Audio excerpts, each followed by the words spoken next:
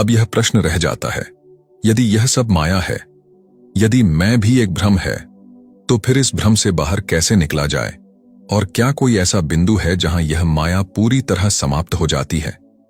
यही वह अंतिम रहस्य है जो इस कथा के अगले भाग में प्रकट होगा, जहां यह स्पष्ट होगा कि अष्टावक्र गीता के अनुसार साक्षी भाव में स्थित होकर कैसे मनुष्य इस पूरे भ्रम से मुक्त हो सकता है और यह अनुभव कर सकता है कि वह कभी बंधा ही नहीं था। आत्मा बनी कैसे? आत्मा क्यों बनी? इसका जवाब आपको हिला देगा राजन। अब तू उस अंतिम सत्य के द्वार पर खड़ा है जहां यह पूरा रहस्य खुल जाता है, जहां यह स्पष्ट हो जाता है कि न आत्मा कभी बनी, न उसे बनने की आवश्यकता थी और न ही वास्तव में कोई बंधन था जिससे मुक्त होना है। यह सब केवल अज्ञान का खेल था जो अब समझ के प्रकाश में विलीन होने वाला है। मिथिला की सभा में अब पूर्ण शांति थी, क्योंकि अब प्रश्न समाप्त हो चुके थे और केवल अनुभव शेष था। तब वह ज्ञानी धीरे से बोला, राजन, तूने पूछा कि आत्मा कैसे बनी, क्यों बनी, परंतु अब देख कि यह प्रश्न ही कहां से उत्पन्न हुआ।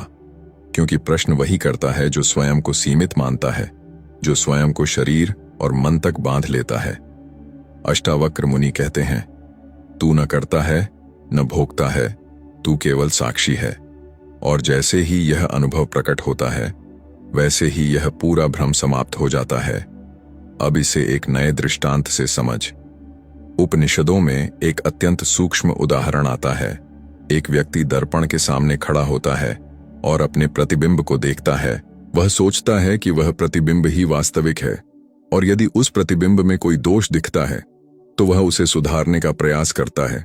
परंतु जैसे ही उसे यह समझ आता है कि वह प्रतिबिंब नहीं बल्कि स्वयं वह है जो दर्पण के सामने खड़ा है, वैसे ही उसका सारा भ्रम समाप्त हो जाता है। ठीक इसी प्रकार यह संसार एक दर्पण की तरह है जिसमें चेतना अपने ही विभिन्न रूपों को देख रही है, और जब तक वह इन रूपों को ही सत्य मानती है तब तक वह भ्रम में रहती है। अब वेदों का एक गहरा संकेत समझ। वहां कहा गया है कि जैसे समुद्र में अनगिनत तरंगें उठती हैं और विलीन हो जाती हैं, परंतु वे कभी समुद्र से अलग नहीं होती, वैसे ही यह समस्त सृष्टि उस एक चेतना की तरंगें हैं।